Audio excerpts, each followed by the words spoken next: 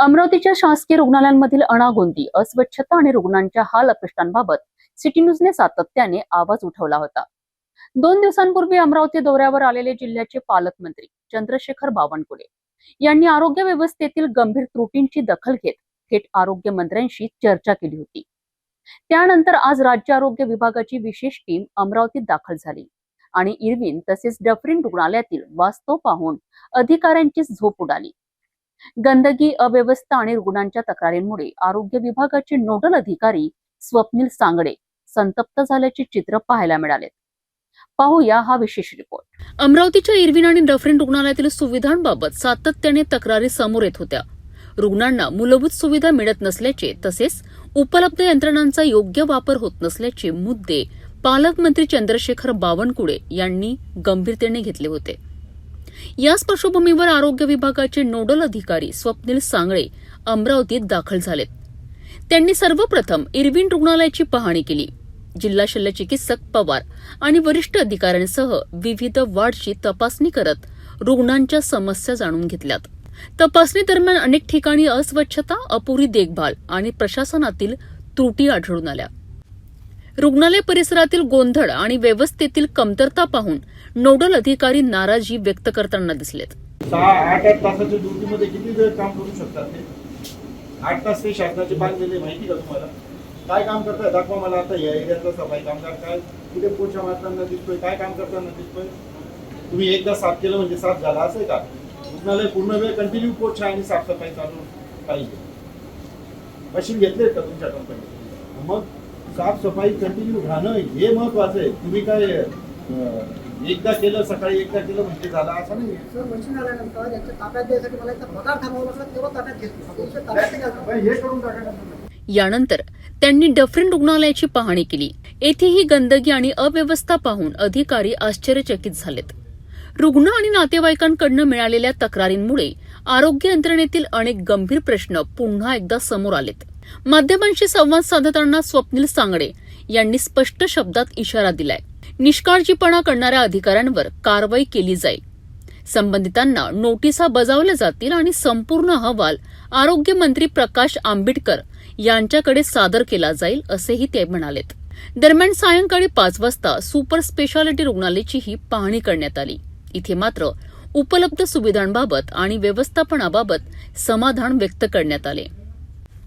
Irwin, Dufferin आणि super speciality रुग्णालयांच्या दुरुस्तीसाठी आरोग्य विभागाकडून 5 कोटी रुपयांचा निधी उपलब्ध करून देण्यात आला असल्याची माहितीही यावेळी देण्यात आली. त्यामुळे आता दुरुस्तीच्या कामांकरिता सार्वजनिक बांधकाम विभागावर अवलंबून राहण्याची आवश्यकता नसल्याचे स्पष्ट करण्यात आले. अमरावतीच्या आरोग्य व्यवस्थेतील त्रुटींवर आता थेट राज्य स्तरावरून लक्ष केंद्रित करण्यात आले असून निष्काळजी अधिकाऱ्यांवर कारवाई होते का आणि रुग्णालयांची परिस्थिती खरोखर सुधारते का याकडे संपूर्ण जिल्ह्याचे लक्ष लागले आहे. बेटा ब्लड प्रेशर कुठे आहे? पेशंटचं ब्लड प्रेशर घेतलं तुम्ही? कोणी आहे पेशंट?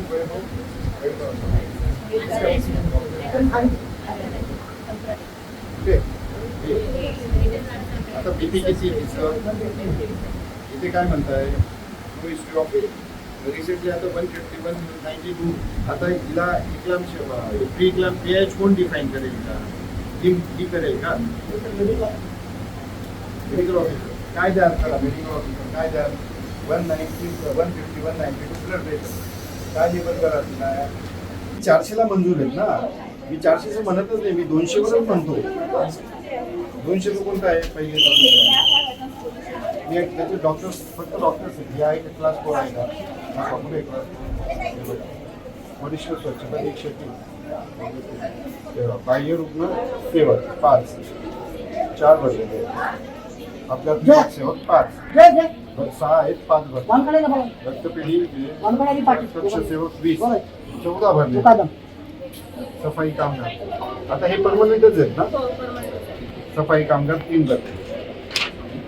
आणि एक विनंती अशी होती की आमच्यासोबत 1-2 वाट थोडं ती पाहिली तर बरं होईल. नाही, तुमच्या ज्या भावना आहेत त्या भावना मला अशाही कळल्या आणि मी स्वतः केल्यानंतर मी जी पाहणी केली त्याच्यात मलाच एवढं दुःख झालं की तुमच्या मी कारण 15 नंबर वार्डमध्ये बघितलं असतं आपण का ते जे टॉयलेट आहे तिथे लेडीज आणि जेंट्स दोन्ही पण ॲडमिट आहे, पण तिथे टॉयलेटला दरवाजाच नाही.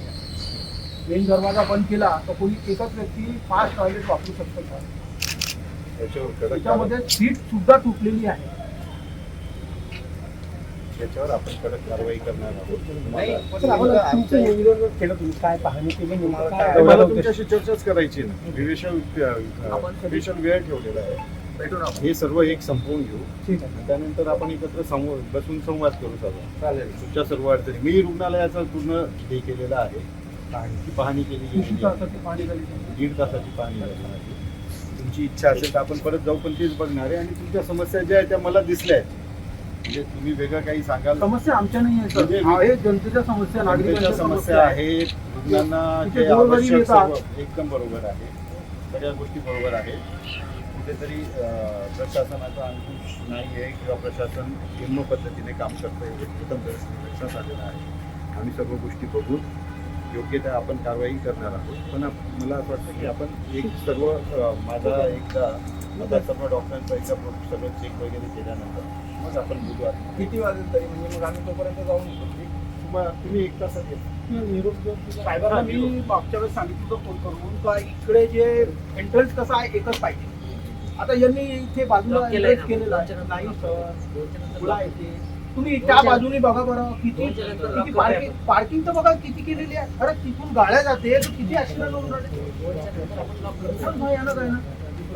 पार्किंग केलेलं आहे तिथे. अमरावतीतील शासकीय रुग्णालयांच्या अव्यवस्थेची थेट राज्य आरोग्य विभागाने दखल घेतली आहे. पालकमंत्री चंद्रशेखर बावनकुळे यांच्या सूचनेनंतर झालेल्या या तपासणीमुळे अनेक प्रश्न पुन्हा ऐरणीवर आले आहेत. आता नोटिसा, कारवाई आणि 5 कोटींच्या निधीनंतर प्रत्यक्षात रुग्णांना चांगल्या सुविधा मिळतात का हे पाहणे महत्त्वाचे ठरणार आहे.